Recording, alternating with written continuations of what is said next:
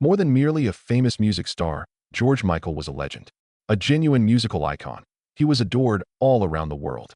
For decades, he dominated the charts, whether it was with Wham or on his own. But George's life was full of secrets, personal struggles, and tragedy behind the scenes of the hits and the lights. His untimely demise, which occurred on Christmas Day, stunned the entire globe. What transpired thereafter raised even more inquiries.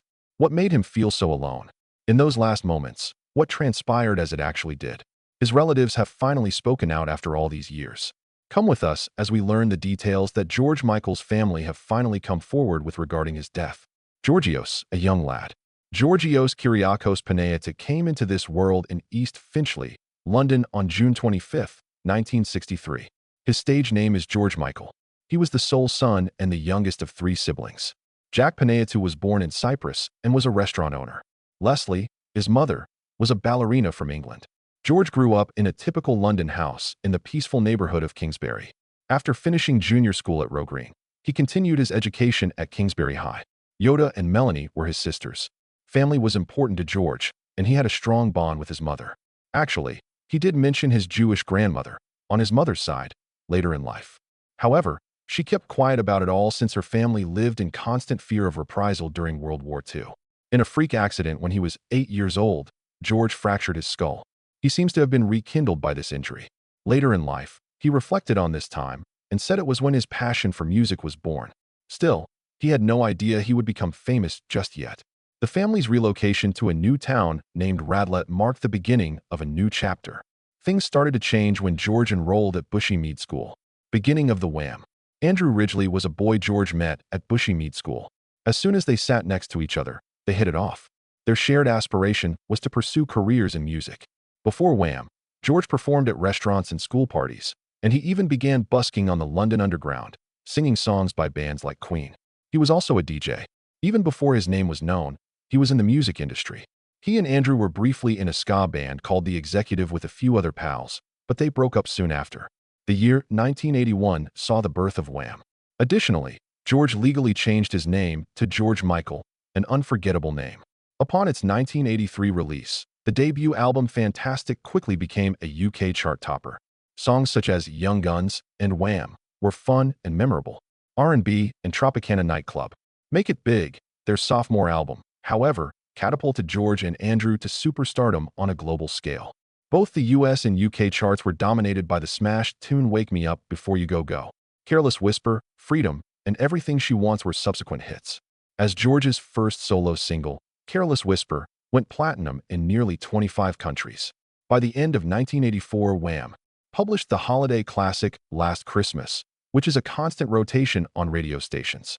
George also appeared on the charity track Do They Know It's Christmas by Band Aid that year. Following that, in 1985, he performed at the enormous Live Aid concert, which was witnessed by millions of people. What came next was even more extensive: notoriety and adversity. After releasing Faith in 1987, George's solo career really took off. It was a global smash, selling over 25 million copies and earning a Grammy. He became famous all around the world due to his singing, flair, and songwriting. His discography includes numerous popular albums, including Listen Without Prejudice, Older, Patience, and 25. Songs like Faith, Father Figure, One More Try, Freedom, 90, and Jesus to a Child are unforgettable because of him. I still think music is one of the most lovely gifts we've been given, George once said. His music moved countless people. Still, there were challenging times in George's life. He announced his homosexuality in 1998. He made news the same year after his arrest for public lewdness. He went on to become an outspoken supporter of LGBT rights and an activist in the fight against HIV/AIDS. He had multiple arrests due to his drug problems. However, his admirers faithfully stuck by him. They were there for him through all the scandals and news stories. One documentary that shed light on George's life and work was 2005's A Different Story. His 25 live tour followed, taking place between 2006 and 2008. That was a smashing success. However, he contracted pneumonia in 2011 and went into a coma as a result of his illness. Thank goodness he got well enough to play his last concert at Earl's Court in London in 2012. Tragic news broke on Christmas Day, 2016, around the globe. The 53-year-old George Michael had passed away. He was alone when he died in his Oxfordshire house. Among George's 13 UK singles, 10 reached #1 in the United States. 2 Grammys, 3 Brit Awards, and 12 Billboard Music Awards were bestowed upon him. Both Rolling Stone and Billboard recognized him as one of the 200 best singers of all time and as one of the greatest Hot 100 musicians of all time, respectively. From 1984 until 2004, he was named the most played musician on UK radio by the Radio Academy. Even though George was well-loved and famous, his last years were shrouded in mystery, and he suffered greatly. George Michael and the reality he kept hidden. George Michael had a difficult time coming to terms with his sexuality. He mistakenly thought he was straight when he was a teenager, as he had a penchant for mushy relationships. His true inclinations, meanwhile, were for guys, and he began to recognize this throughout adolescence. He came out as bisexual to his best buddy Andrew Ridgeley when he was 19 years old. He confided in one of his sisters as well, but he chose to keep it from his parents. After coming out in an interview with Parkinson in 1998, George was very forthright. After falling in love with a man, he finally embraced his homosexuality, he said. He elaborated later in the same piece that it was his falling in love with a man that finally put a stop to his bisexuality-related conflicts. I never had a moral problem being homosexual, he said, but it was only after falling in love with a man that he understood the ladies he had loved previously were not genuine loves. According to George, he has never been able to envision a future with any of the women he has dated in the past. I slept with women a lot when I was with Wham, but I never thought it could lead to anything more serious, he said. As the AIDS epidemic unfolded, he came to terms with the fact that he was emotionally gay and ceased having sexual relations with women. Additionally, he held the belief that his upbringing might have influenced his sexual orientation. His mother and father were quite close, he added, because his father was always working. He believed that his feelings were influenced by that intimacy. However, he did concede that being gay may be innate for certain individuals, regardless of their upbringing. He buried his truth for a long time since he didn't want to hurt his mother. But after he came to terms with it, his life and relationships took a dramatic turn. Joy, sorrow, and profound anguish. There were a few of significant partnerships in George's life. A cosmetics artist named Kathy Young appeared in one of them. His music video for I Want Your Sex featured her as well. Kathy was seen as his inspiration throughout that period. George revealed his bisexuality to her and went on to say that she was the one and only woman he had a serious relationship with. Kathy referred to him as a genuine friend after his passing and recalled the happy times they had spent. However, his relationship with Anselmo Filippa, a Brazilian fashion designer, was the one that transformed him irrevocably. They crossed paths in 1991 during the Rock in Rio event. After 6 months, Anselmo informed George that he was HIV positive. George cringed in terror. Not only did he suffer from an illness, but he also struggled to come out as gay to his own family. An AIDS-related cerebral hemorrhage took Anselmo's life in 1993. George felt a crushing loss. He dedicated the song, Jesus to a Child, to him. The album Older was also dedicated to Anselmo by him. It was a horribly depressing time, George remarked later that year, 2008. Dealing with loss takes around 3 years. Afterwards, my mother passed away. I felt almost like I was cursed. The loss didn't stop George from loving again. In 1996, he started a long-term relationship with Kenny Goss, a former flight attendant from Texas. The couple had homes in Dallas, London, and Oxfordshire. They had planned to register their civil partnership in the UK, but it was postponed due to media pressure and George's tour. In 2011, George announced that they had actually split. 2 years earlier, his last known relationship was with Fadi Fawaz, a hairstylist and photographer. Fadi was the one who found George's body on Christmas morning in 2016. But before that final moment, George had lived through many public struggles. The public scandal. In April 1998, George Michael was arrested in a public restroom in Beverly Hills for engaging in a lewd act.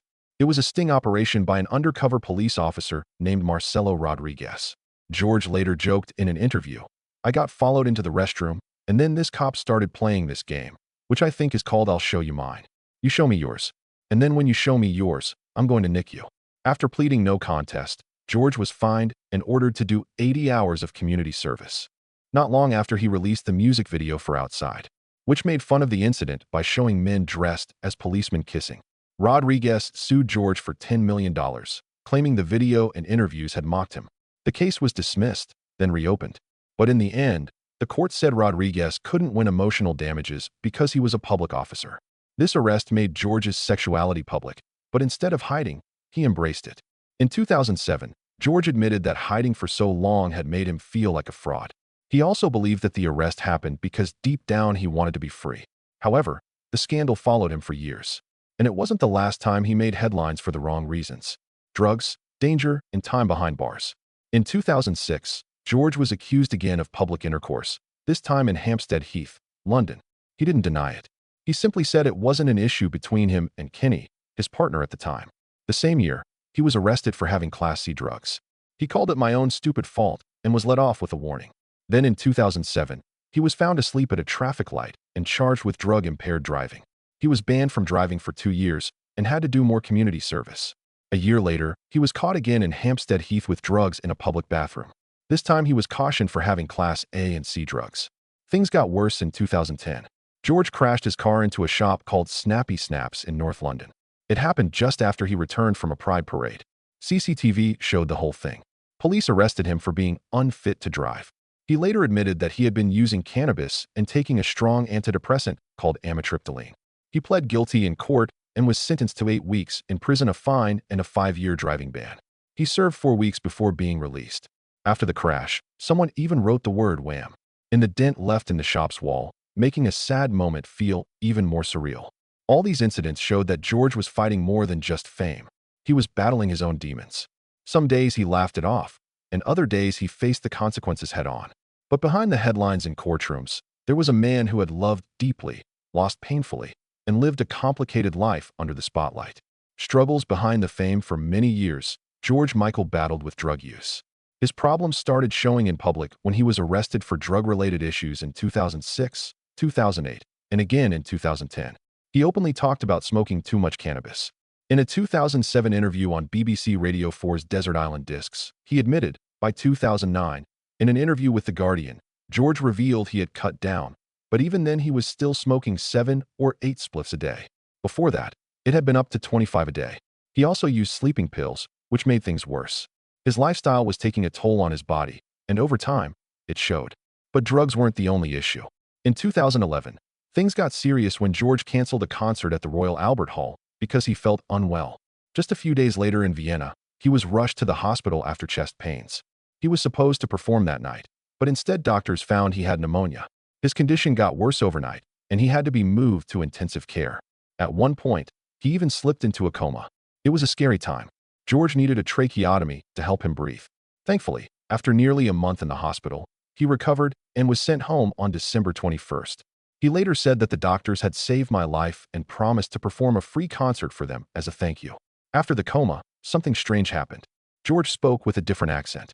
For a short while, he had a West Country English accent, which led to concerns that he might have developed something called foreign accent syndrome. That worry faded, but his health problems were far from over. Scars that never fully healed. In 2013, George was in a car accident on the M1 motorway near St. Albans. He suffered a head injury and had to be airlifted to a hospital. His team later said the injuries were not too serious, but it was another sign that his health was fragile. By 2014, George claimed he had stayed off cannabis for about a year and a half. That sounded like a good step forward. But in 2015, he quietly checked himself into a drug rehab center in Switzerland. It was clear he was trying to get better, trying to fight the demons that had followed him for years. But as one close friend said later, he had some issues at the end of his life, but he always had a good heart. Despite everything, George kept believing in helping others. Kenny Goss, his former partner, shared how George would often say things like, "Who needs to be a damn billionaire when people are starving?" If George didn't have the money to donate, he'd simply say, "Borrow the damn money. I can always make more money. I'm a talented man." That kind of thinking showed who George really was. He wasn't just a pop star. He was someone who truly cared about others. But even that big heart couldn't save him from what came next. The day the music stopped, it was Christmas morning, December 25th, 2016. George was in his home in Goring-on-Thames, a peaceful village in South Oxfordshire. His boyfriend, Fadi Fawaz, had been waiting to wake him up, but something wasn't right. Fadi said he had tried to wake George for over an hour. He thought maybe he was just sleeping in. But when he touched him, George felt cold. His skin had turned blue. That's when Fadi called emergency services. In the 911 call, Fadi told the operator, "He's cold, he's blue." The person on the line asked if this was expected. Fadi answered, "No, no, no, no, no. I've been waiting for him to wake up for hours, and he wouldn't wake up. He's gone, you know. He's not there." It was a moment that broke hearts around the world. George Michael was only 53 years old. His sudden death shocked fans everywhere. People couldn't believe it. For weeks, no one really knew what had happened. At first, the police called his death unexplained, but not suspicious. An autopsy was done, but the results were not clear. That led to more testing and more questions. But months later, the final report came out, and it gave the answers the world had been waiting for. The coroner said George died of natural causes, but the health conditions he had were serious. He had dilated cardiomyopathy, which means his heart's left ventricle was too stretched and weak to pump blood properly. He also had myocarditis, an infection that causes swelling in the heart. On top of that, he suffered from fatty liver disease. These three conditions together were enough to take his life. Fatty liver can be caused by alcohol, but also by being overweight or having diabetes. The heart issues made everything more dangerous. His body simply couldn't fight anymore. The coroner released a statement that said, "As there is a confirmed natural cause of death, the investigation is being discontinued and there is no need for an inquest." George's death was final, but his legacy was not. Fans around the world held tributes. His music returned to the charts. His friends and family spoke about his kindness, his giving nature, and the deep pain he often kept inside.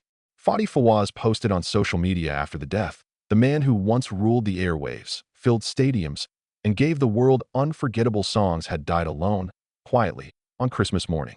Speaking of which, in the days leading up to George Michael's death, he was working on a deeply personal documentary called George Michael Freedom. This documentary later aired nearly a year after his passing and gave fans one last glimpse into his state of mind. His last known words and emotional reflections. In the documentary, George opened up about his grief, especially after losing his first love Anselmo Filippa and later his mother Leslie. He called those years the darkest time of his life. He explained, it was just constant fear. Was either fear of death or fear of the next bereavement. He also said something that many fans couldn't forget. "I felt like I'd been picked on by the gods." It was clear he had been carrying heavy pain for years. He had faced loss, loneliness, and deep sadness, all while the world watched him as a superstar. What were his exact last words? No one knows for sure. George was believed to be alone on the night of Christmas Eve. His boyfriend, Fadi Fawaz, later said, "I never saw him. I fell asleep in my car and I never saw him that night." George Michael died sometime that night quietly and unexpectedly. But that quiet goodbye led to loud questions. And many people weren't ready to let go without answers. Why people questioned his death? From the moment news broke of George Michael's passing on Christmas Day, 2016, the public began asking what really happened. He was just 53 years old and had been keeping a low profile. Some fans believe that his history with drugs may have played a part. In 2008, George had been arrested for drug possession. That same year, in an interview with The Guardian, he admitted that he had been smoking crack cocaine and still smoked at least 7 marijuana joints a day. In 2010, after a car crash that led to jail time, George said something had finally clicked. "I realized it had to be something to do with me. It shook me out of my denial," he explained. He went through detox and started drug counseling, but he didn't share that information publicly at first. However, there were those who doubted that he had truly overcome his challenges. Another account was given by his childhood companion, Andres Giorgio. He thought George had taken too much of the hard drugs by accident and that George had allowed them back into his life. It may have been a combination of booze, illicit narcotics, and antidepressants, according to Giorgio. Even though no evidence was ever presented, he had a suspicion that Fawaz might have been involved in George's death. The cops from the Thames Valley arrived promptly. According to their statements, the death was unexplained but not suspicious. The speculation, however, continued. Tweets and supposition have been at the center of debate. Fans sought clarification, but new sources of misunderstanding emerged, this time online. Some disturbing tweets emerged from the account of Fadi Fawaz. Among these was the fact that George's sole desire was to pass away. George allegedly succeeded after multiple attempts at suicide, according to another tweet. Fawaz quickly replied to the tweet, claiming that his account had been compromised, and the news circulated rapidly. He expressed his shock at the current situation with Twitter to the Mirror. "Someone accessed my account and deleted it." He later claimed he had never written those words, but by then it was too late. A lot of people began to worry that George had committed suicide. Some may have thought the idea was feasible given his history of difficulties, but there was no concrete proof. The family of George made it plain that they would not participate in any speculation as the story spread. The family released a statement saying they are still grieving his death and do not want to comment on the rumors. At any given time, both now and in the future, their method of safeguarding his recollection was this. They desired peace regardless of popular opinion. Months of uncertainty ended with the revelation of the truth. The final report was handed down by the coroner in March 2017. A natural death had taken place to George Michael. He passed away as a result of three major health problems: dilated cardiomyopathy, myocarditis, and fatty liver disease. The left ventricle enlarges and becomes unable to pump blood effectively in dilated cardiomyopathy. Infection is a common cause of myocarditis, which is an inflammation of the heart. The accumulation of fat in the liver, a condition known as fatty liver disease, can be triggered by alcohol consumption or other medical issues. The reality, then, was straightforward, notwithstanding the hubbub. Health issues ultimately proved fatal for George. No narcotics. There was no foul play or suicide. The victim was simply a weary body that gave up the struggle. Many fans were simultaneously relieved and devastated by the news's dissemination. It was time to start mourning now that the questions had been answered. Loving-kindness spread around the globe. Ellen DeGeneres, Madonna, and Elton John were among the celebrities who expressed their condolences. Carpool Karaoke was born because of George, as James Corden said. Melissa Etheridge praised George for the gift that was his lovely voice and music. A community formed in his neighborhood. Outside his house, they left him a bouquet of flowers, a teddy bear, candles, and greeting cards. According to one of his neighbors, George employed really decent people and treated them with respect. He was also known to occasionally attend Christmas Eve service and to be a kind neighbor who walked his dogs. He was very giving and nice to them because he considered them family. There could not have been a more appropriate tribute, his publicist continued, for someone whose life revolved around his music and the love he felt for his loved ones, his admirers, and the entire globe. His rescuer, Fadi Fawaz, expressed his sorrow on Instagram that very morning. As the most lovely and generous man who has ever lived, George, I shall never cease longing for you. What endured through the anguish, speculation, and tragedy was George Michael's lasting impact. He had experienced a great deal, but he continued to share his soul with the world through music. His voice is still heard, even when no one speaks. What George Michael gave the world.